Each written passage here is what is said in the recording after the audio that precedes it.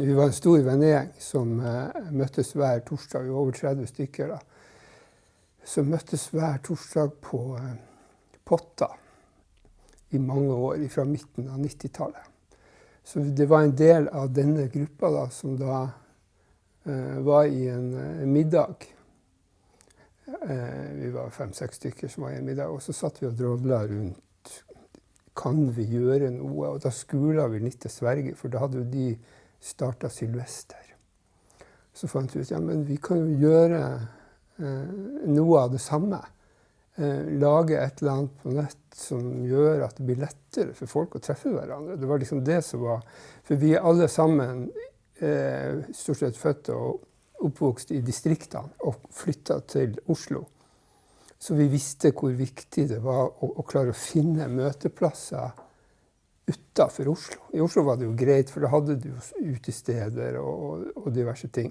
Mens jeg som vokste opp i Bodø, der var det jo ingenting, ikke sant? Det var vel en kontakttelefon omtrent. Det var det eneste som fantes den gangen.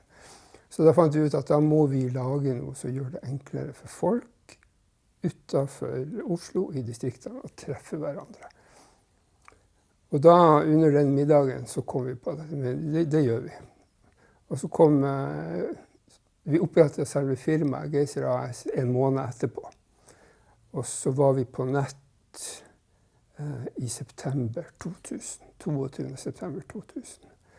Så og i den mellomtida der så hadde vi da kommet opp med navn, og så hadde Trygve da, som er programmerer, han hadde programmert da det første utkastet av Geyser.no.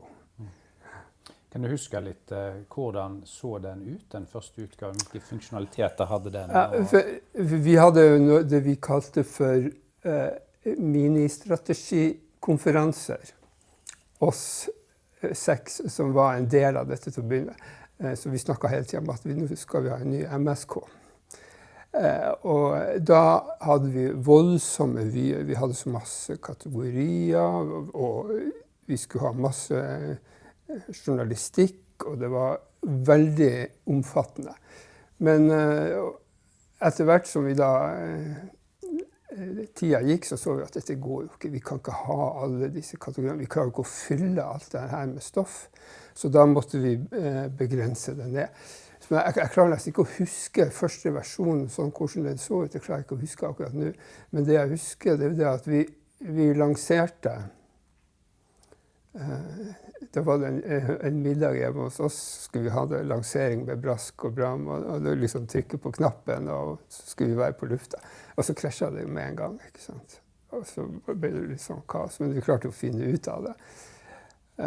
Så var vi på nett, og vi hadde jo klart å få markedsført oss litt rundt omkring andre steder, sånn at vi så at plutselig så begynte å ramle inn folk, noen få stykk.